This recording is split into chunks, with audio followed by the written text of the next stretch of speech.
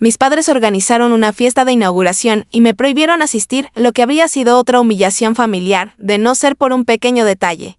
De hecho, yo era la dueña de la casa donde celebraban. No tenían ni idea de qué. Estaba a punto de entrar por la puerta principal con la escritura en la mano, lista para desenmascarar sus mentiras delante de todos sus invitados. Pero para entender cómo terminé colándome en mi propia fiesta de inauguración, necesitas escuchar toda la retorcida historia de cómo mi hermano, el niño mimado, lo consiguió todo mientras yo no recibí nada, cómo construí mi propio éxito desde cero y cómo la avaricia de mis padres finalmente los alcanzó de la forma más espectacular posible. Créeme, no vas a creer cómo termina esto. Me llamo Elena y aprendí desde pequeña que el amor en mi familia tenía condiciones que yo parecía nunca poder cumplir. Nací 5 años después de mi hermano Márquez, y desde el primer día estaba claro quién era el favorito. Mientras Márquez recibía ropa nueva cada año escolar, yo recibía la suya usada que nunca me quedaba bien. Cuando quería unirse al fútbol, al béisbol o a cualquier otra actividad, mis padres le firmaban el cheque de inmediato. Cuando pedía clases de baile, la respuesta siempre era, quizás el año que viene. El año siguiente que nunca llegó. Márquez era todo lo que mis padres querían en un niño. Alto, carismático, con un don natural para los deportes y con la seguridad que hacía que los adultos lo apreciaran al instante. Yo era callado, estudioso y tenía la mala costumbre de preguntar demasiado sobre la justicia. ¿Por qué Márquez compra una bicicleta nueva si la mía está rota? Preguntaba, solo para que me dijeran que era una desagradecida por lo que tenía. Nuestra casa en Cedar Falls, Colorado, era modesto pero cómodo, o al menos lo habría sido si alguna vez me hubiera sentido cómoda. Las paredes de la sala estaban cubiertas con los trofeos y las cintas de Márquez en varios deportes, mientras que mis logros académicos quedaban relegados a la puerta del refrigerador con imanes moribundos. Cuando Márquez traía a casa una C en su boletín de calificaciones, era como si los chicos fueran chicos. De todos modos, es más bien un atleta. Cuando yo traía a casa solo sobresalientes, estaba bien. Eso es lo que esperamos de ti. El patrón era tan constante que dejé de esperar algo diferente. Las mañanas de Navidad eran ejercicios para ver a Márquez abrir regalos caros mientras yo me hacía con cosas prácticas como calcetines y útiles escolares. Las fiestas de cumpleaños eran eventos elaborados para él con temas y entretenimiento contratado, mientras que las mías eran pequeñas cenas familiares, donde la conversación inevitablemente giraba en torno a los últimos logros de Márquez. Pero no eran solo las diferencias materiales lo que me dolía. Era la completa falta de interés en quién era yo como persona. Mis padres podían contarte cada detalle sobre las estadísticas de fútbol de Márquez, sus amigos, el drama de su novia y sus planes para la universidad. Si alguien les preguntaba sobre mis intereses, aficiones o sueños, daban respuestas vagas y rápidamente cambiaban de tema. Volviendo a su niña mimada, quien veía esta desigualdad con mayor claridad era mi tía Rosa, la hermana menor de mi madre. Vivía a unos 20 minutos con su esposo, Miguel, y su casa en el 847 de Pinerid Head Drive se convirtió en mi santuario cada pocas semanas.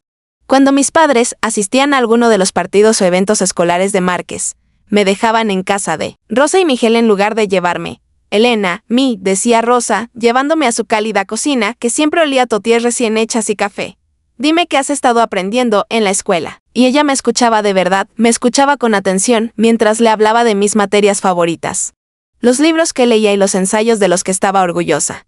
Miguel me ayudaba con la tarea de matemáticas en la mesa de la cocina, explicándome los conceptos con paciencia hasta que los entendía por completo. Su casa era todo lo que la mía no era. Las paredes exhibían fotos familiares donde todos sonreían con sinceridad, sin posar rígidamente para la tarjeta navideña anual. Rosa me preguntaba sobre mi día y recordaba los detalles semanas después. Miguel me enseñaba habilidades prácticas, como cambiar una llanta y llevar la cuenta de la chequera, cosas que mis padres nunca pensaron en compartir conmigo. Fue durante una de estas visitas, cuando tenía unos 12 años, que Rosa dijo por primera vez las palabras que se me quedarían grabadas para siempre. Elena, a veces las personas que se supone que más nos quieren son las que menos nos ven, pero eso no significa que no merezcas la pena verte. En ese momento, no entendí del todo a qué se refería. Pero esas palabras plantaron una semilla que con el tiempo se convertiría en la fuerza que necesitaría para sobrevivir a lo que se avecinaba, el verdadero cambio en nuestra dinámica familiar se produjo cuando Márquez se graduó de la preparatoria y se fue a la Universidad Estatal de Colorado con una beca parcial de fútbol americano. Recuerdo ese día vívidamente. Mis padres lloraban de orgullo mientras cargaban sus cosas de la residencia en nuestra camioneta. hablando sin parar de su hijo universitario y de lo brillante que se veía su futuro. Yo tenía 13 años y secretamente esperaba que, con la partida de Márquez, tal vez por fin pudiera captar su atención. No podría haber estado más equivocada. En lugar de que mis padres se fijaran de repente en su hijo restante, parecían verme como su reemplazo. De la peor manera posible. Una semana después de su partida, mi madre me dio un horario de limpieza. «Ya tienes edad para ayudar a mantener esta casa», anunció, señalando una lista detallada de tareas que, por alguna razón, nunca habían sido responsabilidad de Márquez. A pesar de ser 5 años mayor cuando vivía aquí, todos los días después de la escuela, en lugar de tener tiempo para la tarea o para los pocos amigos que había logrado hacer, se esperaba que pasara la aspiradora, quitara el polvo, lavara la ropa y limpiara los baños. Cuando protesté diciendo que tenía un examen importante de historia para el que estudiar, mi padre levantó la vista del periódico con fastidio. Márquez siempre encontraba tiempo para sus responsabilidades en los estudios. Necesitas aprender a administrar mejor el tiempo. No se me escapó la ironía de que la mayor responsabilidad de Márquez hubiera sido mantener limpia su habitación, algo en lo que había fracasado estrepitosamente, dejando ropa sucia por todas partes y platos con moho debajo de la cama. Pero señalarlo solo me ganó sermones sobre ser resentida y compararme con los demás. Para mi segundo año de preparatoria, las tareas domésticas se habían expandido significativamente. Mi madre, que trabajaba a tiempo parcial en una clínica dental, decidió que estaba demasiado cansada para cocinar la cena casi todas las noches. «Elena puede con eso», le dijo a mi padre una noche. «Necesita aprender estas habilidades de todos modos». Así que, a las 15, ya planificaba las comidas, hacía la compra con una lista y un presupuesto que me daban mis padres y cocinaba para 3 personas cada noche. Aprendí a cocinar solo con vídeos de YouTube y libros de cocina, empezando con platos sencillos y mejorando poco a poco. Mis padres comían lo que preparaba en silencio, criticándome de vez en cuando, pero nunca elogiándome. «Este pollo está un poco seco», decía mi padre, «o mejor usa menos sal la próxima vez». No recuerdo haber oído nunca un gracias ni «esto está bueno». Mientras tanto, Márquez se lo pasaba en grande en la universidad. Cada llamada a casa era un acontecimiento. Mis padres lo ponían en altavoz y escuchaban atentamente cada palabra suya sobre fiestas, entrenamientos de fútbol y su nueva novia. Stephanie le enviaban paquetes con sus snacks favoritos y suficiente dinero para que pudiera salir a comer, fuera cuando no le gustaba la comida de la cafetería. El contraste era abismal. Yo llevaba la casa a los 15, mientras mis padres financiaban la vida social de su hijo de 20 años. Mis notas seguían siendo excelentes a pesar de todo.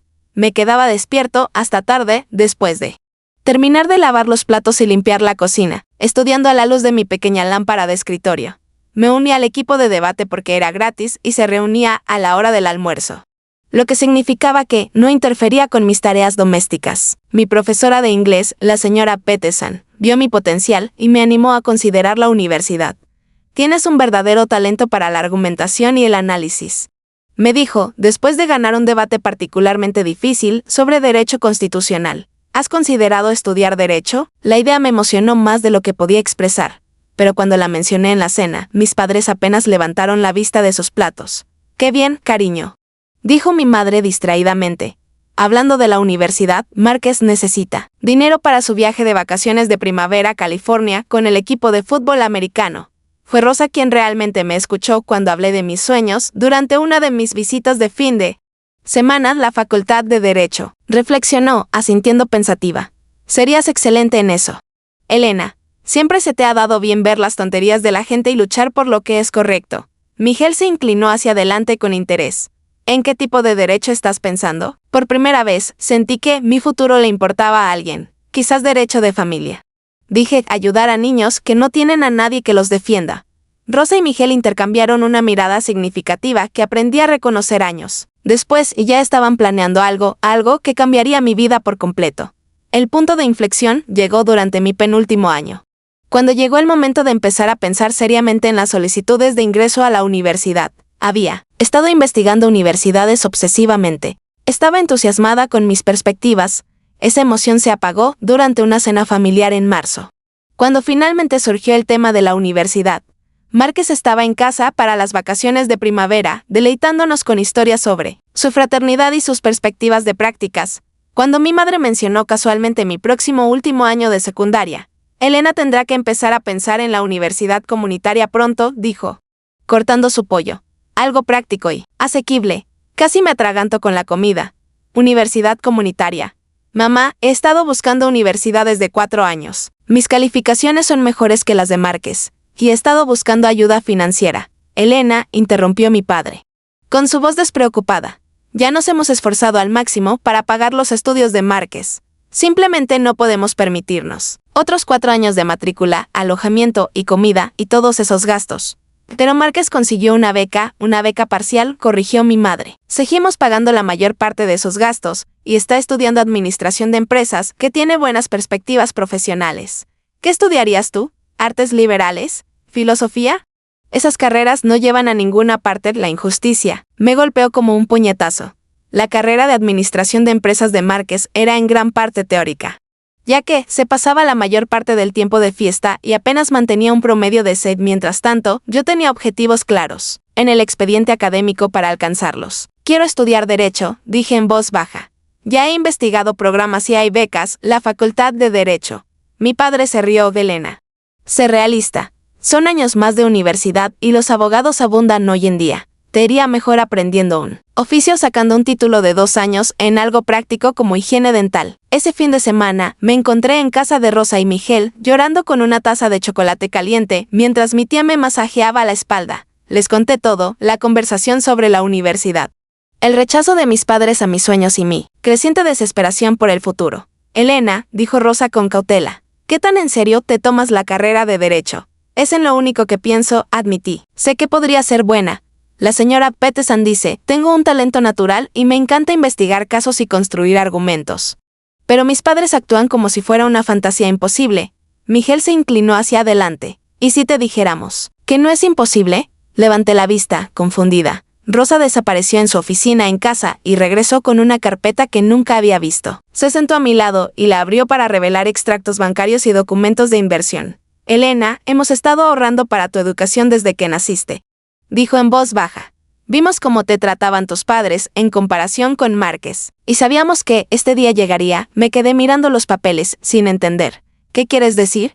Queremos decir, dijo Miguel con una sonrisa amable, que puedes elegir la universidad que quieras. Matrícula completa, alojamiento y comida. Gastos de manutención, todo está cubierto. Las cifras de los extractos se desdibujaron mientras se me llenaban los ojos de lágrimas. Habían ahorrado más de $180,000 específicamente para mi educación. No solo podía permitirme 4 años de licenciatura, sino que también había suficiente para la Facultad de Derecho. ¿Por qué? Susurré. Rosa me tomó de la mano. Porque te vemos, Mika. Vemos lo inteligente que eres, lo duro que trabajas, el gran potencial que tienes. Tus padres están demasiado cegados por su favoritismo como para reconocer lo que tienen en ti. Pero nosotros no. De esa noche, fui a casa y les dije a mis padres que me mudaría con Rosa y Miguel para terminar el instituto. Mi madre apenas levantó la vista de su revista. Si eso es lo que quieres, dijo con lo que sonó casi aliviada. Mi padre asintió, probablemente para bien. Rosa y Miguel tienen más tiempo para lidiar con los dramas adolescentes. Mientras empacaba mis pertenencias, que cabían en solo 2 maletas, me di cuenta de que no estaban tristes de verme ir.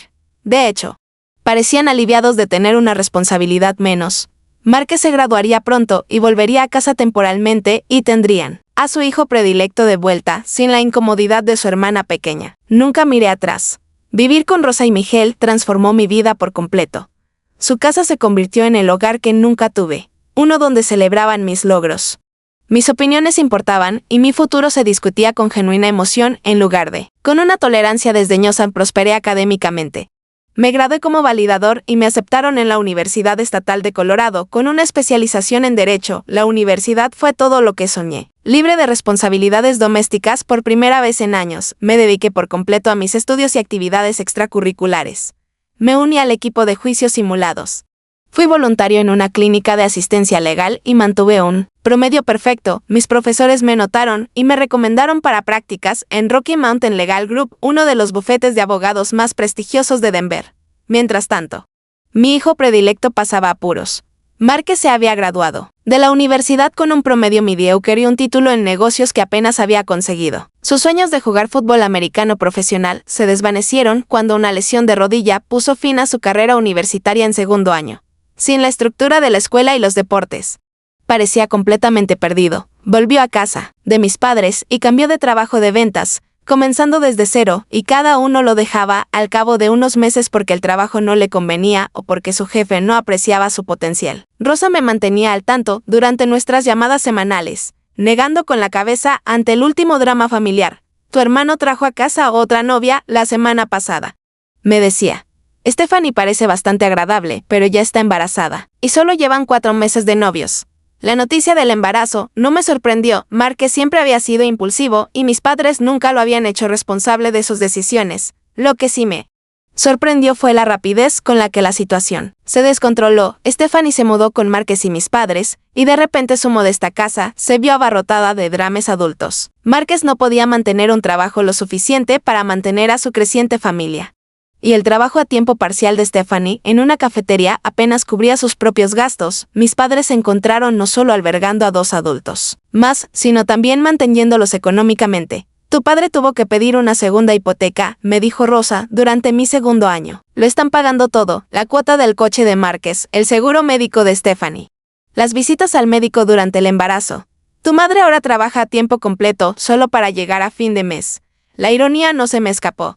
Los mismos padres, que no podían ayudarme con mi educación, estaban encontrando dinero para mantener a su hijo desempleado y a su novia. Cuando Stephanie dio a luz a los gemelos, Lily y Owen, la presión financiera empeoró aún más. Pañales, leche de fórmula, guardería, facturas médicas, todo recaía sobre mis padres, mientras Márquez seguía con su rutina de empezar y dejar trabajos.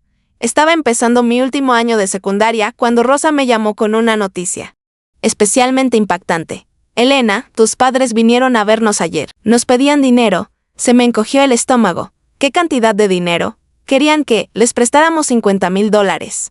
Dijeron que estaban atrasados con ambas hipotecas y que se enfrentaban a una ejecución hipotecaria. Márquez lleva 3 meses desempleado y Stephanie no puede trabajar porque cuidar a sus gemelos cuesta más de lo que ganaría. ¿Qué les dijiste? Les dijimos que lo pensaríamos. La voz de Miguel llegó por el altavoz del teléfono. Pero Elena, queríamos hablar contigo. Primero, ese dinero viene de lo que hemos estado ahorrando para tu facultad de Derecho. Me sentí mal. Incluso ahora, las malas decisiones de Márquez amenazaban mi futuro, lo sabían. Sabían que estaban pidiendo mi fondo para la facultad de Derecho. El silencio de Rose me lo dijo todo. Tu madre mencionó que probablemente ya estarías estudiando, ya que pronto te graduarías. Dijo que la facultad de Derecho era solo una infancia más larga y que necesitabas un trabajo de verdad. El desprecio despreocupado por mis sueños que estaba tan cerca de alcanzar, desató una furia que nunca antes había sentido. Aquí estaba, a meses de graduarme, con ofertas de trabajo, ya llegando de los mejores bufetes de abogados. Y mis padres seguían considerando mi educación menos importante que rescatar a su querido hijo. No les des el dinero, dije con firmeza. Voy a la facultad de Derecho. Y Márquez necesita resolver su propia vida, pero incluso mientras lo decía, sabía que esto no había terminado. La desesperación financiera de mis padres solo empeoraría. Y siempre habían visto a Rosa y Miguel como su red de seguridad. Lo que no sabía era hasta dónde estarían dispuestos a llegar para conseguir lo que querían. 2 meses antes de mi graduación de la universidad, recibí la llamada que lo cambió todo. A Rosa le temblaba la voz cuando me dijo que Miguel había sufrido un derrame cerebral grave mientras trabajaba en su jardín. Para cuando llegaron los paramédicos, ya era demasiado tarde. El hombre, que había sido más un padre para mí que el mío propio, se había ido a los 68 años. Demasiado joven y demasiado repentinamente. Rosa estaba destrozada. Ella y Miguel habían estado juntos desde la secundaria y verla intentar desenvolverse en la vida sin su pareja fue desgarrador. Pasé todos los fines de semana de esa primavera conduciendo de regreso a Cedar Falls para ayudarla con los preparativos, el papeleo y simplemente para hacerle compañía. Mis padres asistieron al funeral, por supuesto, pero su apoyo parecía meramente performativo. Estaban allí por las apariencias, no por un dolor genuino. Lo que más me sorprendió fue lo rápido que Rosa pareció envejecer después de la muerte de Miguel. La mujer vibrante, que había sido mi defensora y animadora, se volvió callada y retraída. Dejó de cocinar las comidas elaboradas que siempre le había encantado preparar y su casa se sentía vacía, sin la risa estruendosa de Miguel y sus chistes terribles de papá. No sé cómo hacer esto sin él, me confesó una noche mientras estábamos sentados en su sala, rodeados de álbumes de fotos que habíamos estado organizando. Él se encargaba de todas las finanzas, del mantenimiento de la casa, de las decisiones importantes. Me siento perdida, me quedé con ella todo el verano después de graduarme. ayudándola a adaptarse mientras yo estudiaba para el LSAT y solicitaba plaza en facultades de Derecho. Mis ofertas de trabajo en varios despachos quedaron en suspenso. Rosa me necesitaba, y después de todo lo que había hecho por mí, no podía abandonarla ahora, pero Rosa estaba más frágil de lo que creía. Las visitas al médico se hicieron más frecuentes y términos como complicaciones cardíacas y enfermedades relacionadas con el estrés se convirtieron en parte de nuestro vocabulario. Intentó ocultar lo enferma que estaba, pero pude ver su deterioro semana a semana, una noche de finales de septiembre, mientras cenábamos tranquilamente como siempre. Rosa mencionó algo que llevaba meses evitando. Elena, tenemos que hablar de la casa y las cuentas, dijo, moviendo la comida sin comer. He estado posponiéndolo, pero necesito asegurarme de que todo esté en orden. Rosa, no tienes que preocuparte por eso ahora. Sí, me preocupo. Su voz tenía una firmeza que no había oído en meses. Miguel y yo hablamos de esto mucho antes de que falleciera. No tenemos hijos propios, y tú has sido la hija que nunca tuvimos. Esta casa, nuestros ahorros, todo lo que construimos juntos, debería ser tuyo. Intenté protestar. Pero ella levantó la mano. Tus padres han decidido a quién valoran y apoyan. Márquez heredará de ellos algún día. Pero tú te lo has ganado por méritos propios y por el amor que te tenemos. Rosa falleció en paz mientras dormía ese octubre, tan solo 5 semanas después de nuestra conversación. La encontré por la mañana cuando no respondió a mi llamada a la puerta de su habitación. Se veía serena y finalmente en paz. El dolor era abrumador en 6 meses. Había perdido a las 2 personas que realmente creyeron en mí. El funeral fue más grande que el de Miguel. Rosa había sido querida en la comunidad como maestra de primaria jubilada. Y antiguos alumnos vinieron a presentar sus respetos. Mis padres asistieron, pero los vi susurrar entre ellos durante el servicio con expresiones calculadoras en lugar de tristes. Una semana después, nos reunimos en el mismo bufete donde se había leído el testamento de Miguel. El abogado, Sinje Davidson, se ajustó las gafas y comenzó a leer los últimos deseos de Rose. El silencio en la habitación era denso cuando anunció que yo heredaba todo, la casa en el 847 de Pinerid Head Drive, sus cuentas de ahorros que sumaban $95,000 y la póliza de seguro de vida de Miguel que Rosa nunca había tocado. Los rostros de mis padres reflejaron un espectro de emociones, sorpresa, incredulidad y luego ira apenas disimulada. Mi madre apretaba el brazo de mi padre con tanta fuerza que se le pusieron los nudillos blancos. Debe haber algún error, dijo mi padre cuando el señor Davidson terminó. Rosa era la hermana de Linda. Sin duda, el hogar familiar debería seguir siendo de la familia. Soy de la familia, dije en voz baja. Pero mi voz se oyó con claridad en la pequeña oficina. El abogado se aclaró la garganta. La señora Rosa Martínez fue muy específica en sus deseos. No hay errores ni ambigüedades en este testamento. Al salir de la oficina, oí a mis padres susurrar furiosamente a mis espaldas. Pero estaba demasiado aturdida por el dolor como para preocuparme por su decepción. Acababa de heredar algo más que dinero y propiedades. Había heredado la prueba definitiva de que alguien me había amado incondicionalmente. Las semanas posteriores al funeral de Rose fueron de una soledad que nunca había experimentado. La casa del 847 de Pine Ridge Drive se sentía enorme y vacía, sin su cálida presencia llenando cada rincón. Había heredado no solo propiedades y dinero, sino también el peso aplastante de perder a la familia que elegí. Las cartas de admisión a la Facultad de Derecho estaban sin abrir en la mesa de la cocina mientras lidiaba con el dolor y la abrumadora responsabilidad de administrar un patrimonio. Fue entonces cuando mis padres empezaron a contactarme. Empezó poco a poco. Una llamada de mi madre preguntándome cómo lo llevaba todo. Un mensaje de mi padre ofreciéndose a ayudar con cualquier papeleo o asunto legal que no entendieras. Su preocupación parecía genuina y en mi estado de vulnerabilidad albergué la esperanza, aunque cautelosamente, de que tal vez la muerte de Rose les había hecho comprender lo valiosa que era la familia. Elena, cariño, dijo mi madre durante una de nuestras conversaciones telefónicas. Sabemos que no siempre fuimos los mejores padres para ti. Perder a Rosa nos ha hecho darnos cuenta de lo corta que es la vida y no queremos arrepentirnos. La voz de mi padre llegó por el altavoz. Nos gustaría volver a intentarlo si nos dejas. Quizás podríamos volver a cenar en familia. La primera cena fue incómoda pero no desagradable. Me preguntaron por mis planes, parecían realmente interesados en mis perspectivas de estudiar derecho y por primera vez en años sentí que realmente podría tener padres que se preocuparan por mí. Márquez estaba allí con Stephanie y los gemelos, que ahora eran adorables niños de 2 años con su pelo rizado y su sonrisa radiante. Tía Elena, gritó Lily. corriendo a abrazarme las piernas. El título me llenó el corazón. Nunca antes había sido tía de nadie. Estas reuniones familiares se convirtieron en eventos semanales. Mis padres parecían sinceramente arrepentidos de nuestro pasado, y me descubrí a mí misma queriendo creer que la gente podía cambiar. Me escucharon cuando les hablé de mis prácticas en Rocky Mountain Legal Group, donde me habían ofrecido un puesto fijo después de terminar la facultad de Derecho. Celebraron cuando me aceptaron en el programa de Derecho de la Universidad de Denver con una beca parcial. «Estamos muy orgullosos de ti», dijo mi madre con lágrimas en los ojos después de compartir la noticia de la aceptación. «Deberíamos haberte apoyado». Así desde el principio, fue durante una de esas cenas que noté que a mi padre le costaba alcanzar su vaso de agua. Su artritis había empeorado y mi madre mencionó que la casa se les estaba volviendo difícil de manejar. «Todas esas escaleras», suspiró, «y el baño de arriba es tan difícil para tu padre ahora que tiene las rodillas mal».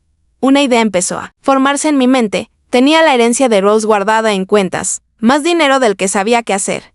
Y aquí estaban mis padres, que ya eran mayores, luchando en una casa que ya no satisfacía sus necesidades. Tal vez esta era mi oportunidad de sanar de verdad a nuestra familia. ¿Y si te ayudaba a encontrar una casa nueva? Les ofrecí durante nuestra próxima cena algo de una sola planta, más fácil de mantener. Podría ayudar con la entrada. La gratitud en sus rostros parecía genuina de Elena. «Es increíblemente generoso», dijo mi padre, «pero no podíamos pedirte eso. No me lo estás pidiendo. Te lo estoy ofreciendo», le insistí. «Rosa me dejó más de lo que necesito para la facultad de Derecho. Habría querido que cuidara de mi familia». Pasamos el mes siguiente buscando casa juntos. Era como la unión familiar que siempre había anhelado. Mis padres me incluían en cada decisión, me pedían mi opinión y parecían realmente agradecidos por mi generosidad. Encontramos el lugar perfecto, una preciosa casa estilo rancho en Riverside Meadows, con amplios portones, sin escaleras y un precioso jardín del que mi madre se enamoró al instante. El día que firmé el cheque para la entrada, $85,000 de la herencia de Rose. Mis padres lloraron, lágrimas de gratitud y de lo que parecía amor genuino. «No merecemos esto», susurró mi madre, abrazándome fuerte. «No te merecemos. Todos merecen una segunda oportunidad», respondí con toda sinceridad.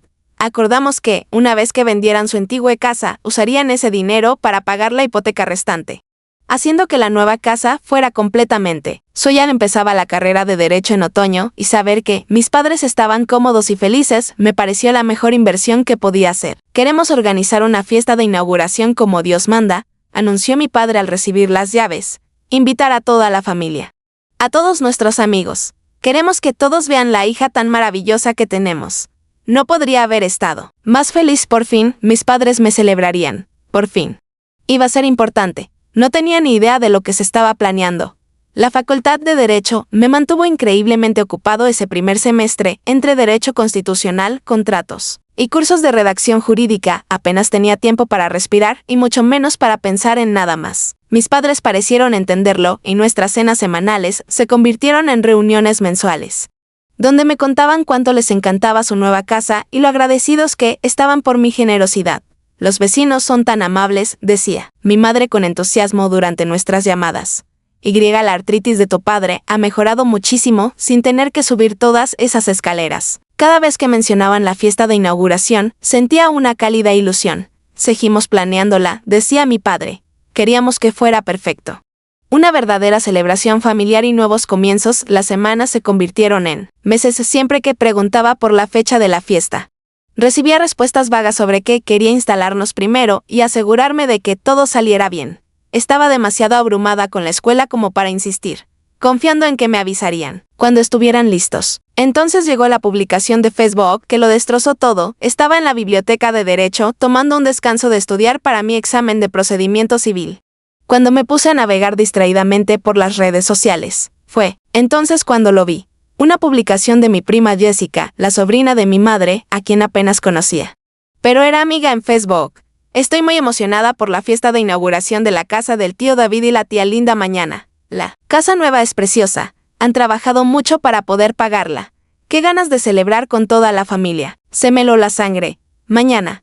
Leí la publicación 3 veces, esperando haberla malinterpretado. Los comentarios de abajo lo empeoraron todo. «No puedo creer que por fin hayan conseguido la casa de sus sueños.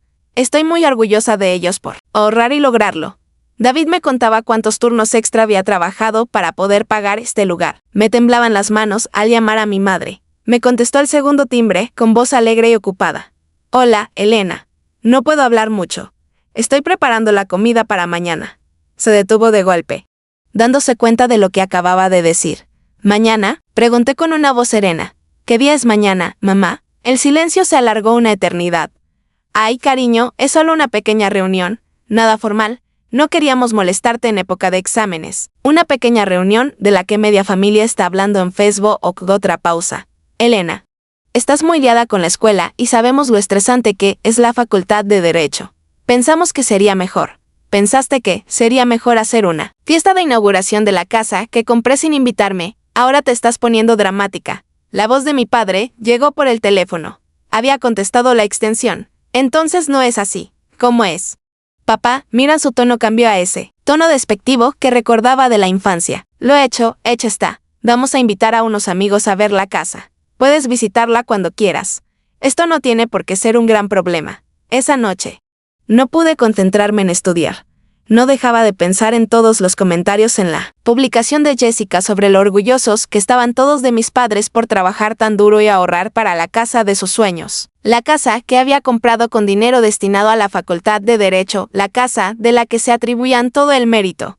Al día siguiente, tomé una decisión que habría parecido imposible tan solo unos meses antes. Conduje hasta Riverside. Me y aparqué a una manzana de lo que solía ser mi regalo para ellos, pero que ahora, al parecer, era su logro personal. La calle estaba llena de coches. A través de los grandes ventanales, pude ver a decenas de personas deambulando, riendo y celebrando. Globos decoraban el porche delantero y una pancarta que decía, «Bienvenidos a nuestro nuevo hogar». Cariño. Respirando hondo, me acerqué a la puerta de mi casa. Las risas y las conversaciones se hacían más fuertes a medida que me acercaba. Por la ventana, vi a mi padre, que presidía la sala, gesticulando con orgullo mientras hablaba con un grupo de atentos familiares. No llamé. Al fin y al cabo, era mi casa. La puerta estaba abierta y entré ante una escena que me revolvió el estómago. La sala estaba llena de familiares y amigos, todos con bebidas y platitos de comida. Un gran cartel de felicidades por tu nuevo hogar colgaba sobre la repisa de la chimenea.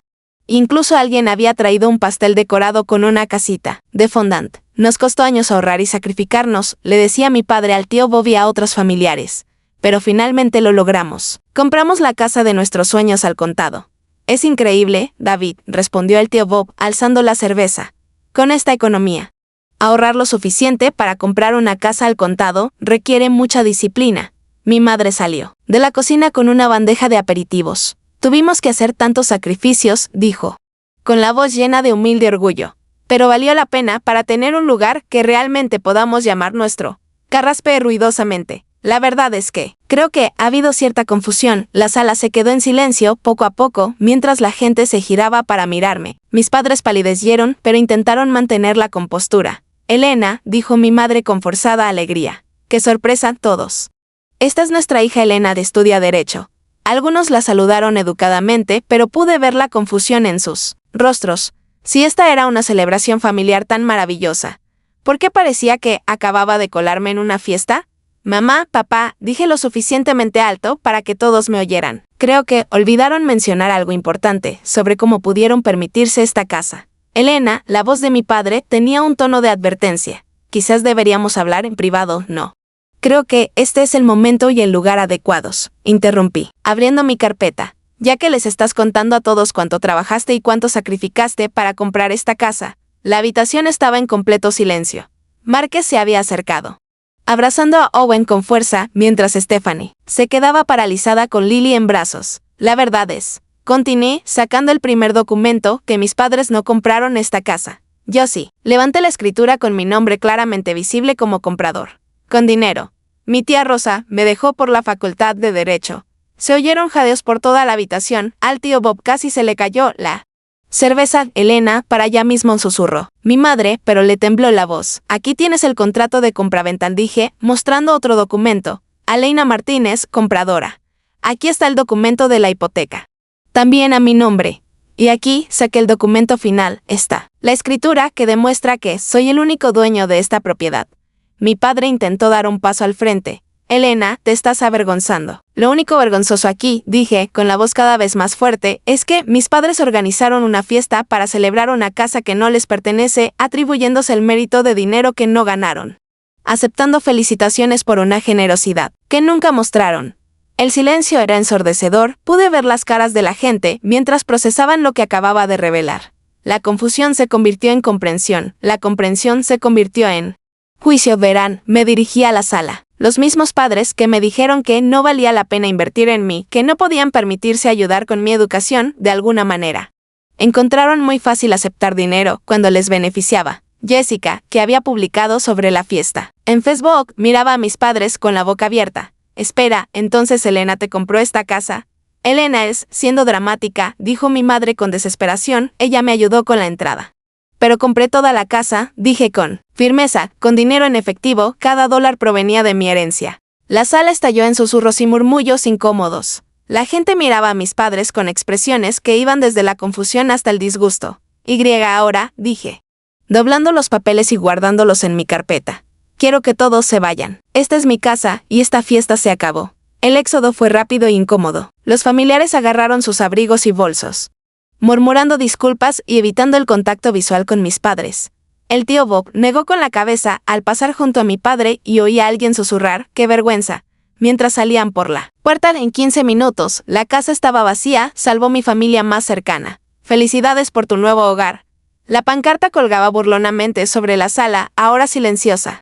Y el pastel a medio comer estaba abandonado en la mesa de centro. Elena, por favor. Mi madre se sobresaltó, con lágrimas en los ojos. ¿Podemos explicarlo? ¿Explicar qué? La interrumpí. Explicar cómo mentiste a una sala llena de gente sobre comprar una casa que yo pagué. Explicar cómo te atribuiste mi generosidad mientras hablabas mal de mí a mis espaldas. Nunca te criticamos, protestó mi padre débilmente. ¿En serio? Porque te oí ahí dentro, hablando de que estoy demasiado ocupado con mi carrera como para preocuparme por la familia. La misma carrera que me dijiste que no valía nada. Por cierto. Márquez finalmente habló, cambiando a Owen a su otra cadera. Elena, tal vez podamos llegar a un acuerdo. No entiendes lo desesperados que hemos estado. Tan desesperada como para robarte el crédito por un regalo. Me reí con amargura. Tan desesperada como para organizar una fiesta, celebrando tu éxito en la casa que te compró tu hermana. No robábamos nada, dijo mi madre. Solo queríamos que no pensaran que éramos caridad. Pero ustedes son caridad, dije sin rodeos. Márquez, no puede conservar un trabajo. Estás manteniendo a toda su familia y tuviste que rogarles dinero a Rosa y Miguel antes de que murieran. La única razón por la que tienes esta casa es porque me das pena. La verdad flotaba en el aire como una nube tóxica. Stephanie estaba llorando. Y los gemelos se estaban poniendo inquietos por la tensión. Bueno, esto es lo que va a pasar. Continué con voz firme y tranquila. Tienes 30 días para encontrar otro lugar donde vivir. Voy a vender esta casa. Elena, ¿no hablarás en serio?, dijo mi padre. Pálido. ¿A dónde se supone que vamos a ir? No lo sé, y, francamente, me da. Igual puedes mudarte con familiares, buscar un apartamento o ver qué hacen miles de familias cuando no pueden pagar su vivienda. Lo que no puedes hacer es seguir viviendo en mi casa mientras te atribuyes el mérito de comprarla. ¿Y los gemelos?, preguntó Stephanie por primera vez. Con una voz apenas susurrante, Lily y Owen necesitan estabilidad, miré a mis sobrinos, y sentí una punzada de tristeza por ellos. Eran inocentes en medio de todo este drama adulto, pero no podía dejar que la manipulación de mis padres funcionara, ni siquiera cuando se trataba de niños. Entonces sus padres tenían que encontrar la manera de brindarles esa estabilidad. Dije, no soy responsable de los hijos de Márquez, como mis padres lo fueron de mí. Por favor, suplicó mi madre, cayendo de rodillas dramáticamente. Somos familia. Cometimos errores, pero somos familia. No, dije, mirando a mi alrededor. A rostros que nunca me habían dado la bienvenida de verdad. Rosa y Miguel eran mi familia. Solo son personas que comparten mi ADN. Caminé hacia la puerta principal y me di la vuelta una última vez. 30 días después cambiaré las cerraduras. Al alejarme de Riverside Meadows por última vez, sentí una sensación nunca antes experimentada. Una libertad total y absoluta. Quienes habían pasado años haciéndome sentir indeseada, finalmente habían recibido exactamente lo que siempre me habían dado. Nada. 3 semanas después, recibí un mensaje de Márquez diciendo que habían encontrado un apartamento y que se irían antes de la fecha límite. Mis padres nunca me contactaron directamente. Vendí la casa un mes después a una encantadora pareja joven con sus propios gemelos. Y no pude evitar sonreír ante la ironía. Usé el dinero de la venta para pagar el resto de la carrera de Derecho y me compré un pequeño apartamento cerca del campus. Fue el primer lugar que realmente me perteneció. Comprado con dinero que gané por mis propias decisiones y pagado sin el nombre de nadie más en la escritura. A veces me pregunto si mis padres aprendieron algo de esa noche. Si alguna vez se dieron cuenta de que su favoritismo les había costado una hija que les habría dado cualquier cosa. Pero sobre todo, no pienso en ellos para nada. Me gradué de la Facultad de Derecho con honores, aprobé el examen de abogado a la primera y ahora trabajo como abogada de familia, ayudando a niños que, como yo, necesitan a alguien que los defienda cuando sus propias familias no lo hacen. Rosa y Miguel estarían orgullosos.